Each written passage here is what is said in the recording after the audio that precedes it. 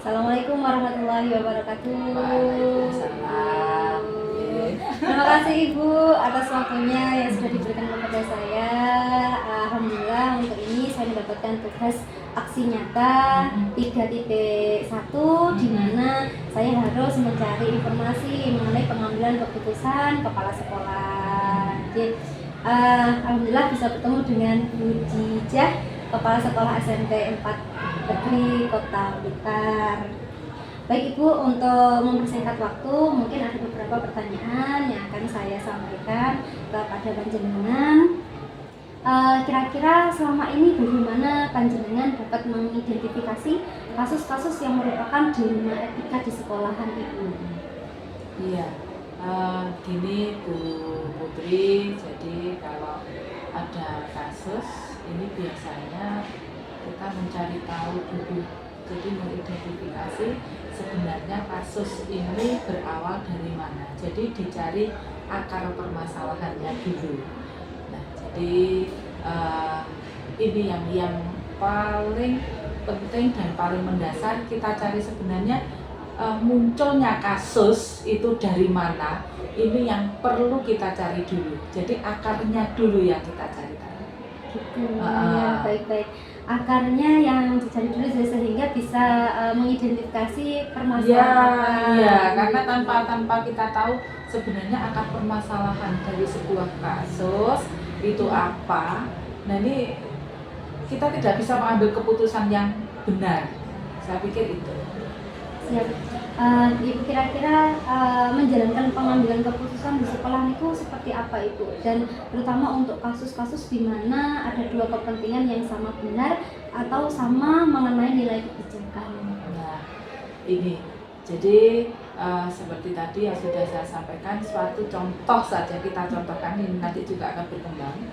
Jadi yang baru-baru ini terjadi karena adanya pandemi, kantin, permasalahan kantin ini yang memang juga rentan karena memang ada orang lain yang juga masuk sebagai penjual, di mana orang lain itu sebenarnya adalah orang kita. Nah, ini orang kita, istri-istri para carakan. Nah, ini jadi contoh kasus itu saja, satu kasus itu. Setelah pandemi baru ada kantin dibuka. Nah, adanya pembukaan kantin ini memang menimbulkan banyak permasalahan. Terutama yang pertama adalah tempat yang di sana itu Bu, itu dengan asumsi yang beli itu adalah sekian ratus anak. Ini kan memang perlu waktu. Sementara di jadwal pelajaran itu kita memberikan peluang anak-anak istirahat itu 2 kali, yang pertama 20 menit, yang kedua adalah 10 menit. Nah, hal ini menjadi permasalahan besar.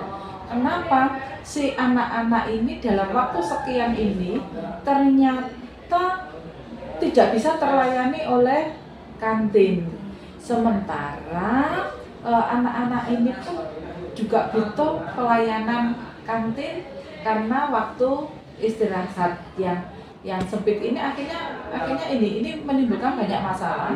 Di samping itu dengan sempitnya lahan ini tidak memungkinkan anak-anak ini bisa membeli dalam waktu yang singkat ini. Nah, ini yang banyak banyak keluhan dari anak, dan juga ini banyak keluhan dari para penjual di kantin. Nah, lalu bagaimana? Nah, ini yang kita cari akarnya. Nah, kita telusuri sebenarnya ada apa permasalahan ini, di mana salahnya. Nah, setelah kita cari, ini kita mengumpulkan wakastaf untuk mengatasi ini bagaimana. Dari situ banyak masukan, apakah ini dikarenakan kurangnya waktu istirahat. Nah, kurangnya waktu istirahat, dan juga mungkin karena harus ada penataan kembali. di sisi sarpras, penataan kembali tentang kantin. Nah, ini yang menjadi mungkin akar permasalahannya. Nah, untuk itu dari situ berarti kita perlu bisa mengidentifikasi apakah permasalahan ini benar seperti itu. Akhirnya dari situ, dari temuan permasalahan, akar permasalahan ini karena ini bukan permasalahan artinya permasalahan yang harus diselesaikan face to face, tetapi memang harus ada masukan dari Bapak Ibu guru. Akhirnya kita pada saat koordinasi, pada saat rapat dinas ini penjelasan juga kemarin juga sudah juga ikut di dalamnya. Saat itu saya menyampaikan sebenarnya solusi kita sebatas memberi kita ingin masukan dari beberapa Bapak Ibu guru, apakah solusi yang akan kita tempuh untuk melaksanakan ini. Ternyata karena permasalahan ini ada dua akar permasalahannya, karena lahannya ini yang sempit dengan ini ya, kemudian dengan adanya waktu yang singkat, durasi untuk istirahat yang singkat. Nah, dari situ kita akhirnya mengambil kesimpulan, oke, seperti itu ternyata juga dirasakan oleh Bapak Ibu guru juga. Nah, akhirnya ini kita membijakinya, dan ini pun kebijakan ini sudah kami langsung lontarkan. Dengan adanya permasalahan yang seperti ini dan semua agar bisa terlayani, akhirnya kita mengambil kebijakan bahwa istirahat itu kita jadikan 1 kali dengan durasi yang lama, harapannya bahwa anak-anak itu bisa terlayani semua. Ini yang pertama. Kemudian yang kedua kita memperbaiki sistem yang ada di kantin. Artinya apa? Sistemnya dalam artian sarana prasarananya. Sarana prasarana ini kalau kita kemarin dengan sarpras ini kami melihat kondisinya, ini perlu ada langkah di mana salah satu ini yang harus jadi korban untuk kita jadikan jalan. Akhirnya ini untuk tahun ini dengan pertimbangan bahwa ini harus segera kita laksanakan, maka kita membuat agar semuanya ini anak-anak ini juga bisa moving di kantin ini, maka kita putuskan untuk yang di sebelah timur itu Bu. Nah, itu kita dodos, kita jadikan selasar sehingga anak-anak kalau moving itu akhirnya mudah. Nah, satu keputusan bahwa anak ini pada saat jam istirahat itu kita jadikan satu hari, 2 hari.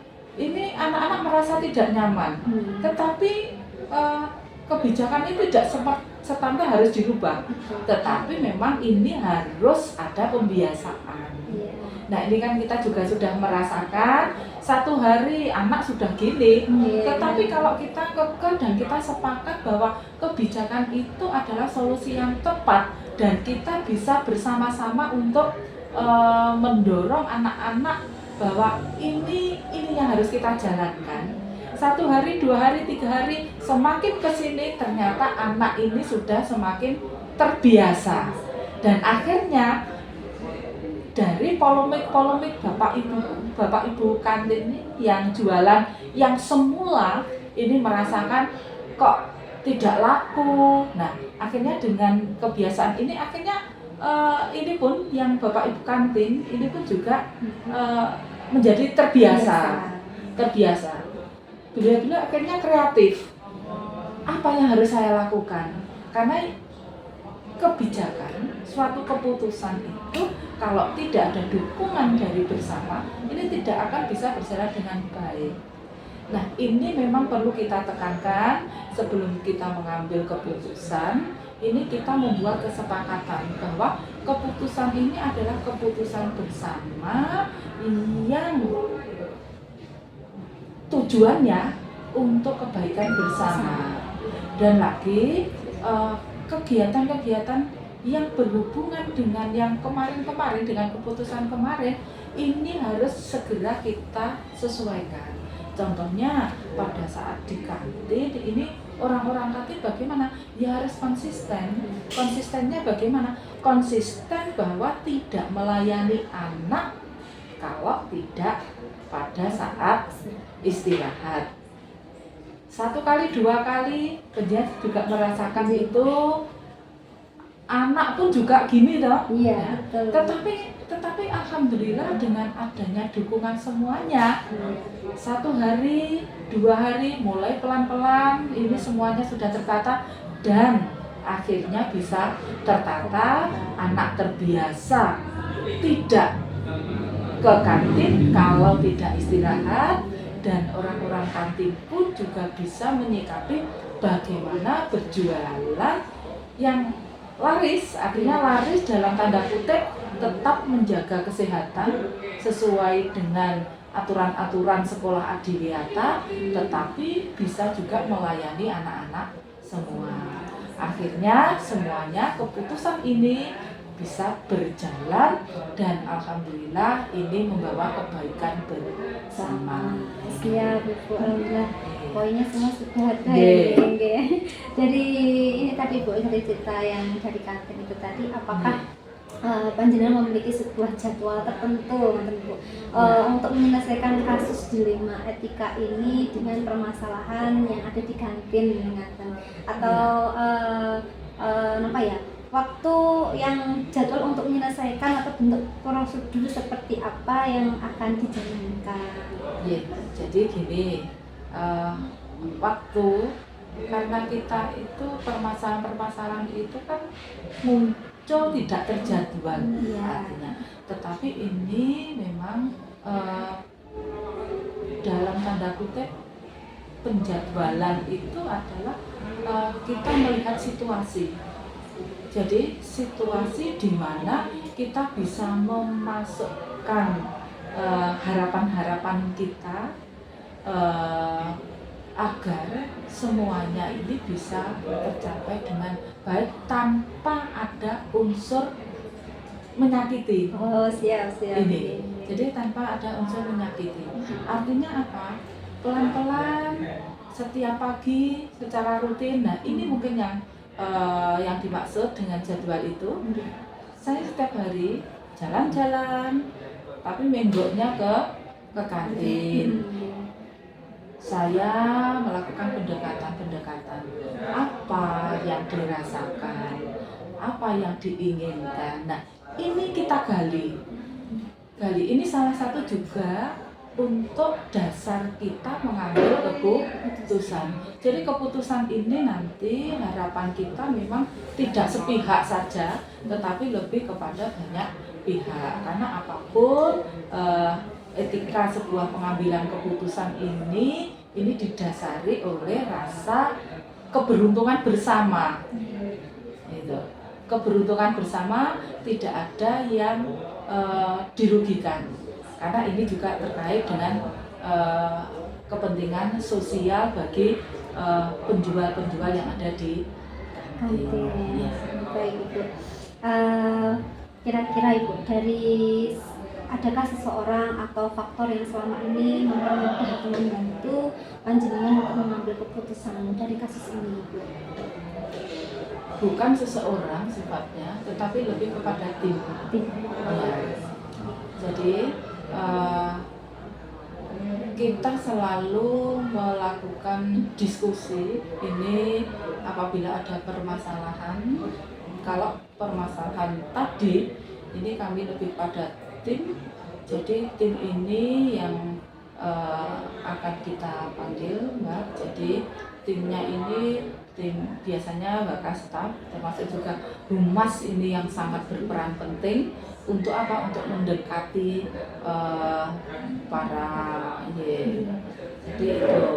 Jadi kalau misalkan permasalahan yang saya sampaikan tadi ini lebih kepada kehumasannya, tapi nanti kalau ada permasalahan tentang anak-anak ini lebih kepada kesiswaan dan BK ini. Jadi kami selalu tidak selalu mengambil keputusan sendiri sepihak apabila itu memang harus kita diskusikan, karena kita tahu kepala sekolah tidak selalu mengamati keseluruhan yang ada di gerak-gerik ini. Yang tahu adalah beliau-beliau Bapak Ibu guru. Manakala ada kasus yang tersampaikan ke kepala sekolah, nah ini kepala sekolah tidak bisa serta-merta memutuskan secara sepihak sebelum ada akar permasalahannya, ada mengetahui akar permasalahan yang terjadi. Jadi ini adalah memang peran dari BP, BK, wali kelas, BP, BKN, BP dan kesiswaan, wali kelas, dan juga tidak kalah penting juga Bapak Ibu guru. Artinya di situ stakeholder. Semua sekolah yang ada di sini memang harus berperan penting, dan ini biasanya kan seperti mengerucut mungkin dari bawah, dari jajaran Bapak Ibu guru, mungkin ada permasalahan disampaikan ke wali kelas menyampaikan ke BK, kemudian kita mencari solusi. Dari solusi itu mungkin kita akan panggil orang tua, kita akan panggil anaknya, bagaimana keputusannya ini. Siap, Bu. Oke, alhamdulillah luar biasa sekali Ibu dari kasus-kasus yang baru-baru ini gitu ya. Terus mungkin ini pertanyaan dari saya yang terakhir ini. Dari semua hal yang telah disampaikan panjenengan tadi, itu kira-kira pengalaman atau pengambilan keputusan dalam etika itu apa yang panjenengan dapatkan Ibu?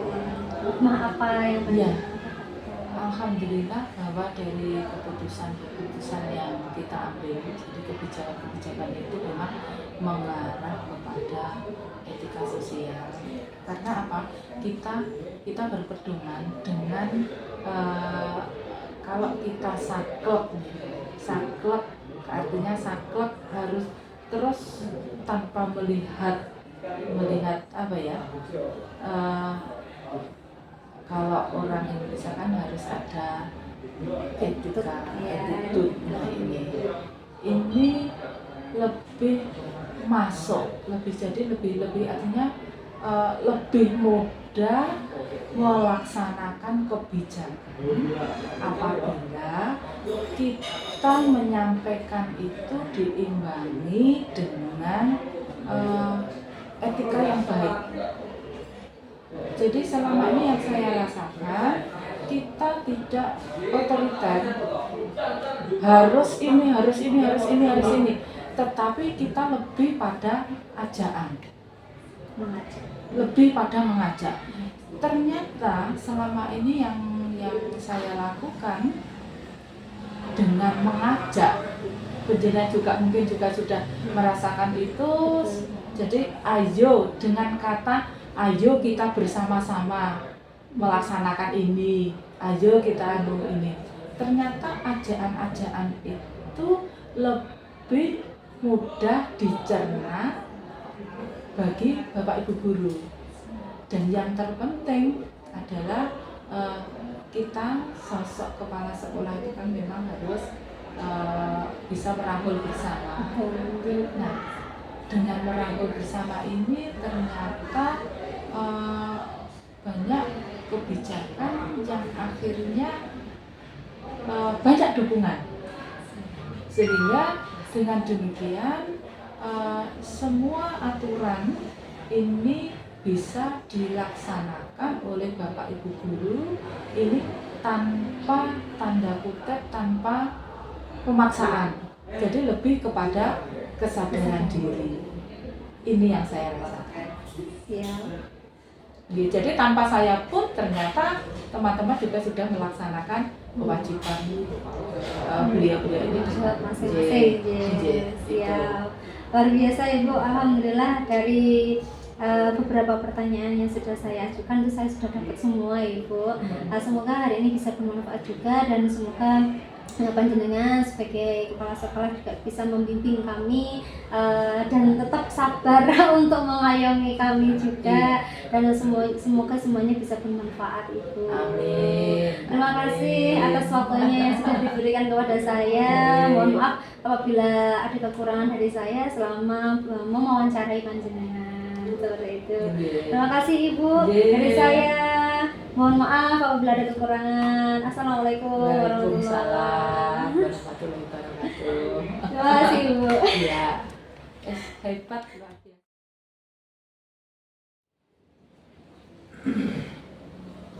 Assalamualaikum warahmatullahi wabarakatuh. Waalaikumsalam warahmatullahi wabarakatuh. Bu Mega.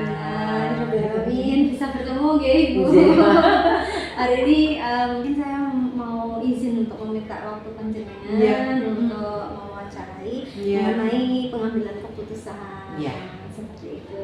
Ini terkait dengan itu ya, modul 3.1 ya? Iya, betul sekali Ibu. Alhamdulillah kan panjenengan sebagai kepala sekolah di SMP 6 Kota Blitar. Ini langsung mau untuk beberapa pertanyaan yang akan saya berikan. Selama ini bagaimana panjenengan dapat mengidentifikasi kasus-kasus yang merupakan dilema etika Ibu?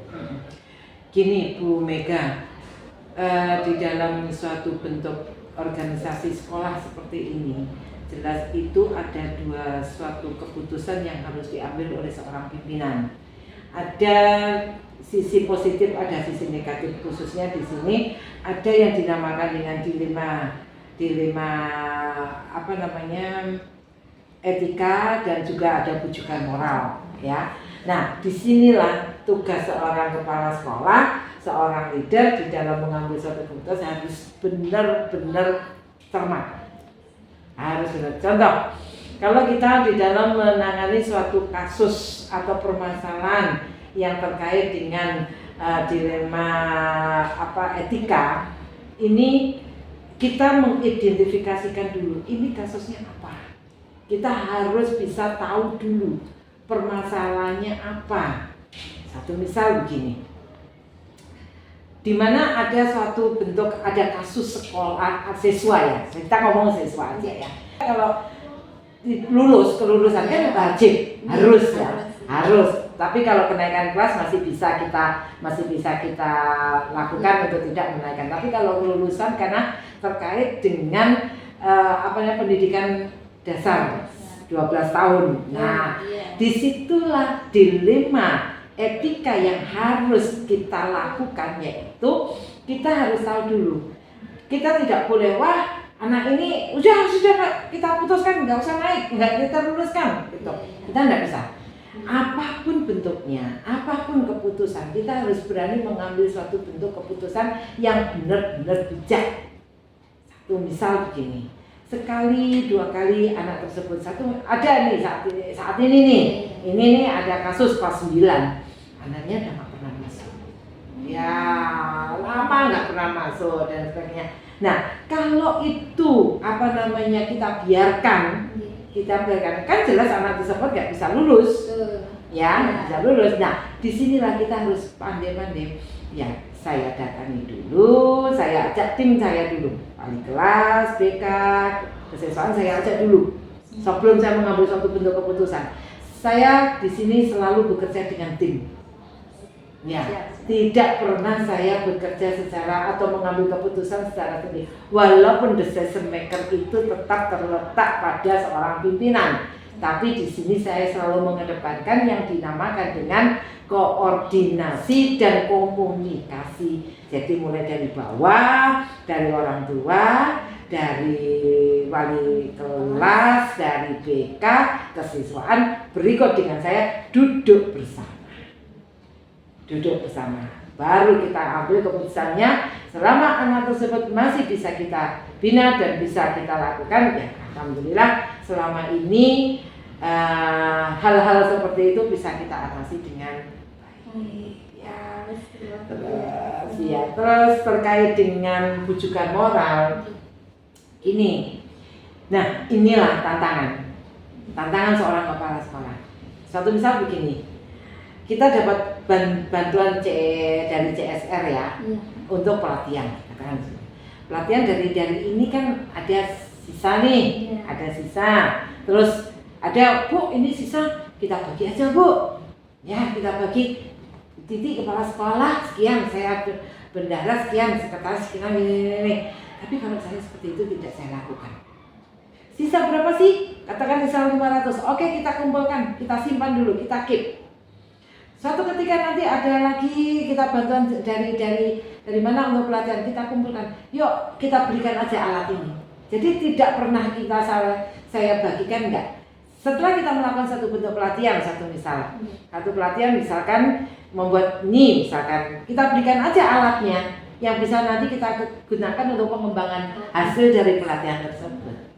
Gitu. Ya, jadi kami nyun sewu yaitu tadi tidak suatu bentuk aku seorang pimpinan harus seperti ini, enggak, tapi saya selalu mengkondisikan atau mengkomunikasikan dengan semua pihak yang ada bagaimana kalau sisa dari kegiatan ini kemudian kita ya memang semua orang itu masukkan dulu bujukan itu masuk dan sebagainya, tapi ini saya tidak saya gunakan untuk secara pribadi, tapi saya gunakan untuk pengembangan sekolah.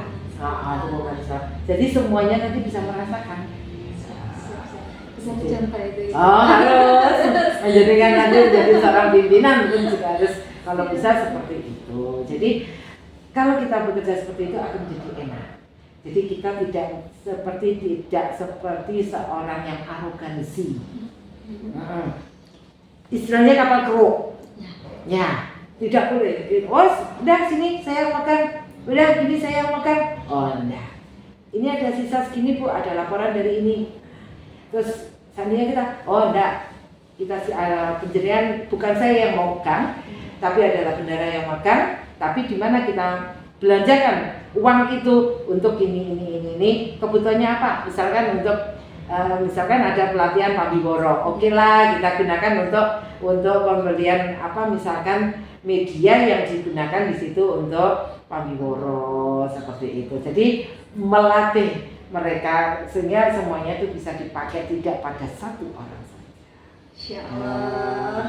Siap luar biasa. Ini pengalaman yang berharga juga ya. Iya. Dan mungkin juga jarang juga sih ada ibu kepala atau bapak kepala sekolah yang seperti ini, ngoten nggih. Insya Allah. Karena ini kan kepala sekolah itu kan memiliki amanah ya. Amanah. Selama kita diberikan amanah oleh Allah untuk melakukan satu tugas yang mulia, kenapa tidak kita lakukan untuk berjalannya Allah? Luar biasa. Iya, kita jangan sampai untuk memperkaya untuk diri sendiri, tapi paling tidak karena ini bukan milik kita tapi milik Allah. Suatu ketika nanti akan diambil oleh Allah. Itu prinsip saya itu seperti itu, Mbak Mega. Ya, jadi saya berusaha ini bukan milik saya, ini milik Allah. Sangat mengena sekali, luar biasa. Semoga ini bisa ditiru juga untuk kepala bapak ibu atau kepala sekolah yang ada di luar. Iya, insya Allah. Semoga ini bisa menjadi suatu panutan lah. Iya, insya Allah. Yang amanah itu mungkin ada, tapi untuk benar-benar amanah nilai ta'ala. Betul, nilai ta'ala. Betul, iya. Tidak semua orang bisa seperti itu. Betul, iya. Nanti bisa penjaringan istilahnya bertanya kepada semua saja, Bu Titi di sekolah seperti apa. Jadi kami selalu mengumpulkan seperti tadi penjenengan besok ya Mbak. Kalau semuanya nggak maksud, Bu ini gimana? Itu gimana? Nah, kita selalu mengedepankan suatu bentuk komunikasi. Iya, selalu mengedepankan komunikasi. Jadi keputusan bukan memang pada kepala sekolah atau sebagai leader, namun semuanya itu harus kita komunikasikan dengan baik. Biasa, siap. Oke, dari cerita yang menarik hari ini untuk langkah-langkah atau prosedur seperti apa yang biasa Ibu lakukan selama ini Ibu untuk mengatasi anak-anak yang tadi ya, contohnya kasus tadi ada yang tidak masuk sekolah sehingga dia harus mau lulus atau tidak, walaupun tadi sudah ada faktor kita harus bekerja tim seperti itu. Nah itu kira-kira selain itu nopo Ibu untuk menghasilkan anak-anak itu bisa lulus ataukah tidak berubah lulus, karakternya atau berubah karakternya gitu. Gini Bu Mega, kebetulan ini mungkin juga tipikal saya ya. Jadi saya itu dan teman-teman selalu sedikit apapun selalu memberikan laporan kepada saya.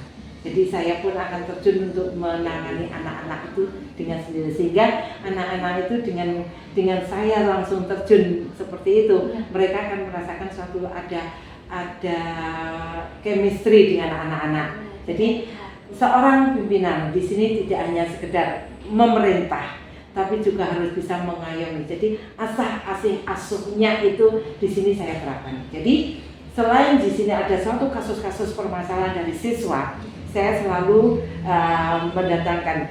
Contoh misal, ada minta tanda tangan mau keluar, ada kasus ini. Tapi saya ini kasusnya apa dulu? Saya nggak mau tanda tangan dulu. Saya harus tahu kasusnya seperti apa.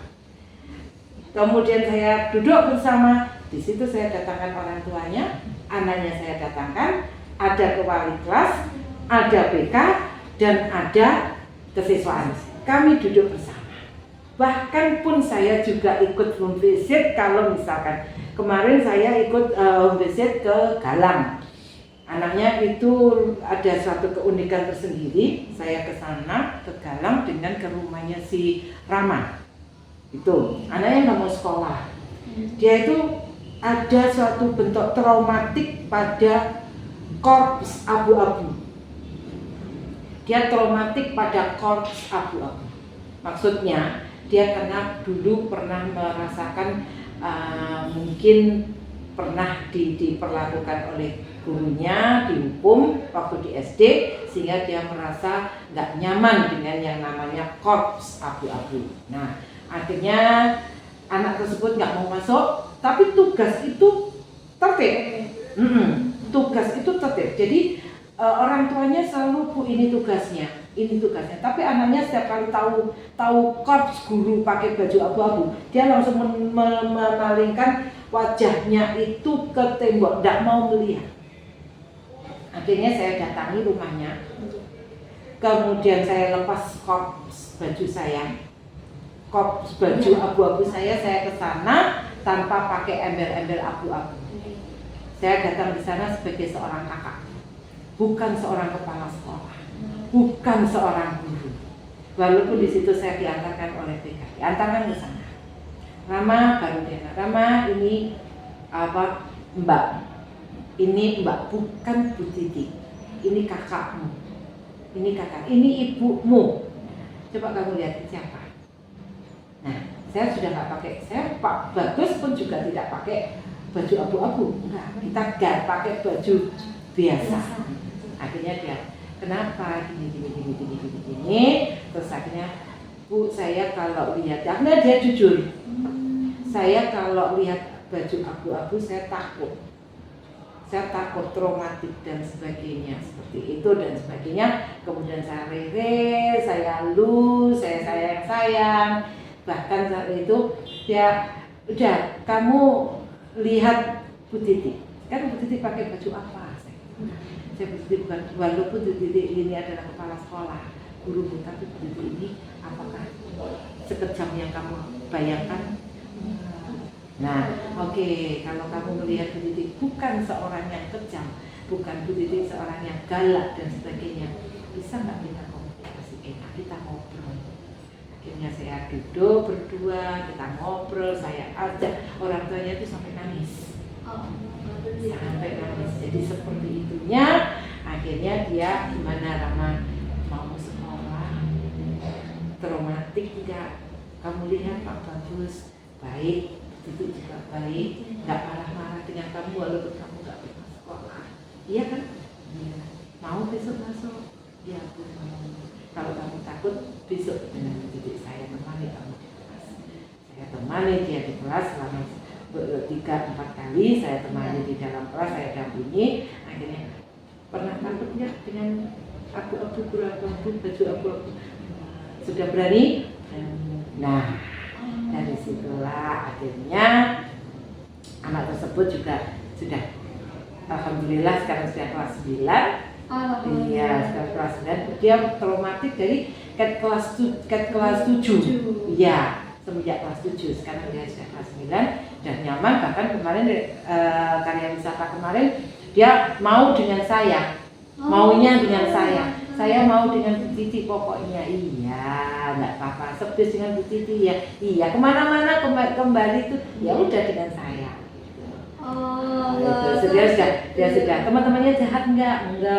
Temannya baik. Bapak ibu gurunya jahat enggak? Nah, gitu ya nak ya. Semangat ya. Oke, jadi kalau pagi saya Mama, semangat. Siap Bu. Alhamdulillah. Sampai kelas 9 ini ya. Ya.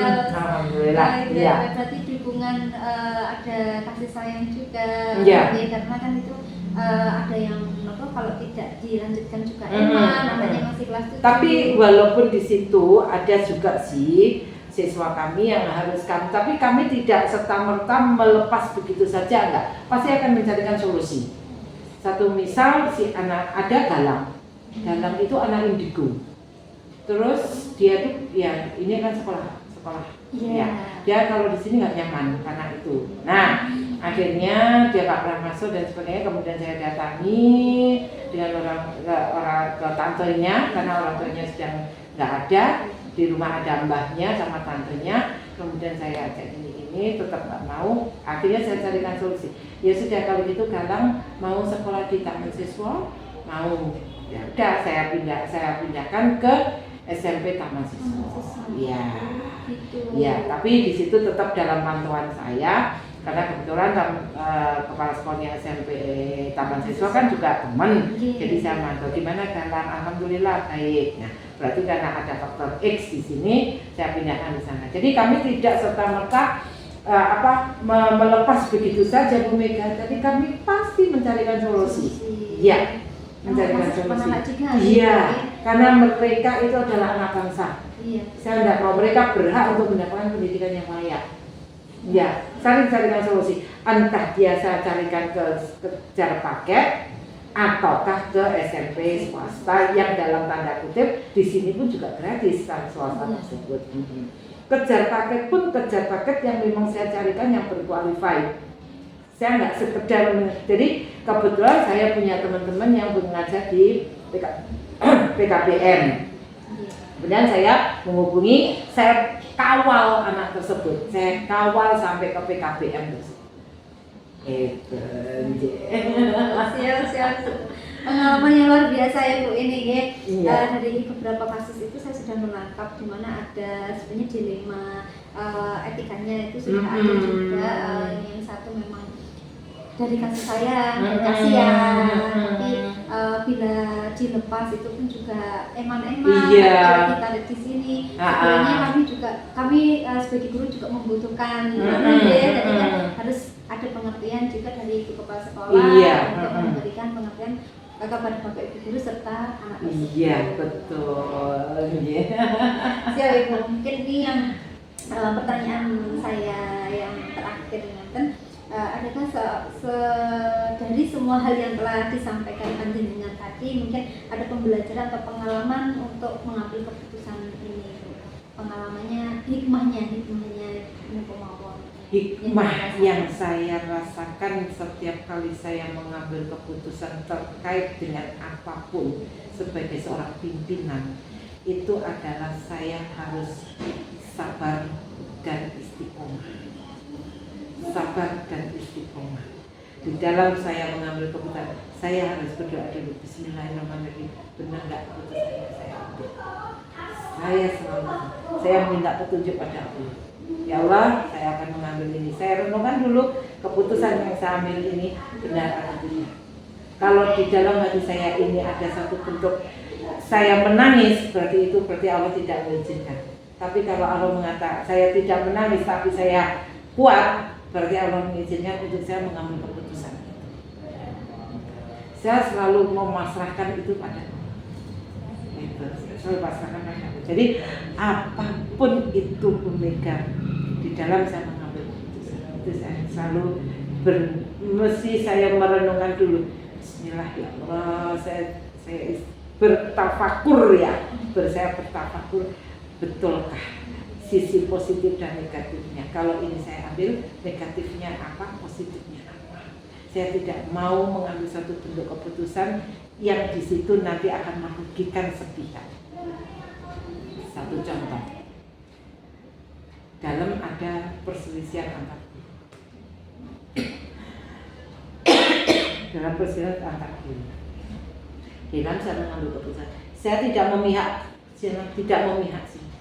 Saya ada di tengah-tengah. Saya panggil dua-duanya.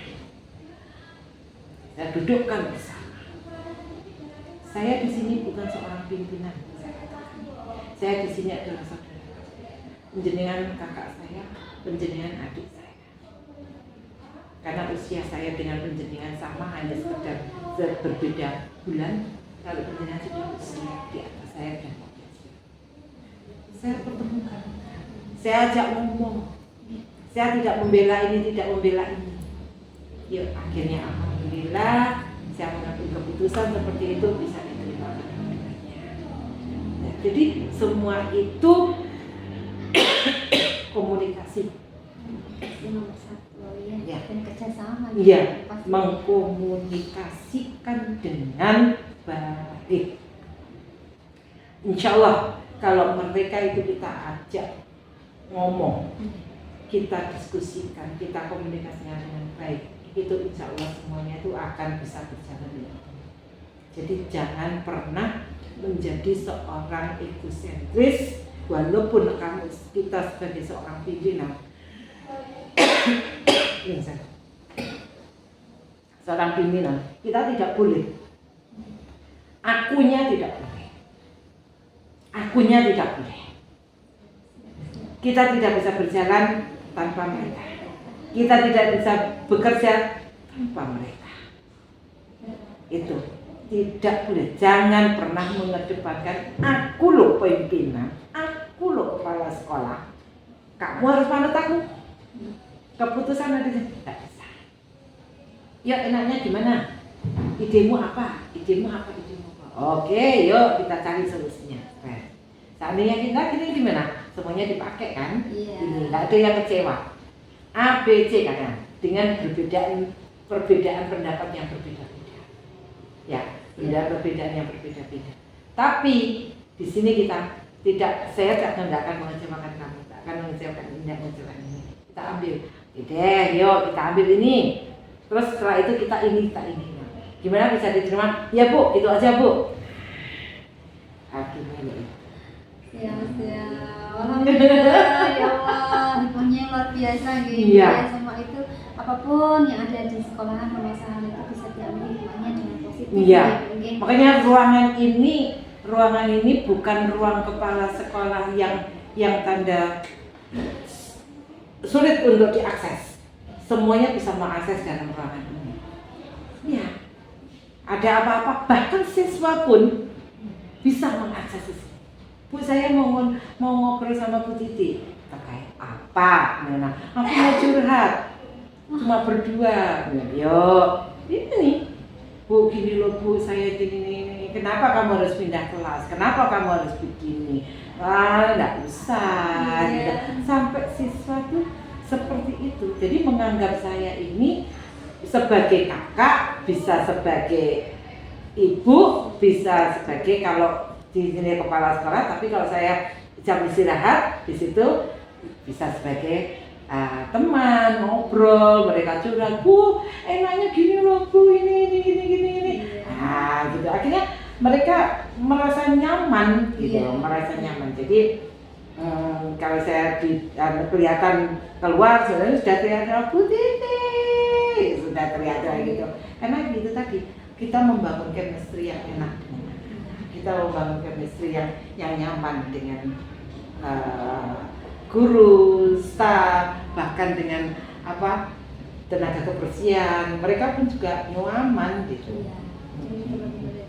Jadi ada kaitannya dengan dari hati ke hati hati juga. Untuk saling peduli juga, sehingga anak-anak juga merasa nyaman anak-anak saja, namun semua yang ada di sekitar sini, warga sini itu merasa nyaman dengan pimpinan yang fleksibel dan napa mau mengayomi lah yang penting. Jadi tidak sekedar kepala sekolah harus dengan saya, luar biasa itu. Dan jarang sekali mungkin Ibu ada kepala sekolah yang seperti ini. Beneran. Oke, siap Ibu. Sekali pengalamannya. Semoga hari ini bisa bermanfaat. Dan inspirasi yang banyak dituangkan itu juga bisa menjadi inspirasi untuk semuanya di luar sana. Dan semoga hari ini tadi kita mendapatkan hikmah yang luar biasa, terutama saya mendapatkan hikmah yang luar biasa dalam panjenengan. Dan suatu saat nanti semoga saya bisa melakukan hal ini juga. Harus. Amin. Terima kasih Bu Mega. Saya mohon maaf kalau di dalam saya menjawab atau kurang, saya mohon maaf. Ya itulah realitinya ya. Siap, terima kasih sangat. Saya mohon maaf. Assalamualaikum warahmatullahi wabarakatuh. Waalaikumsalam warahmatullahi wabarakatuh.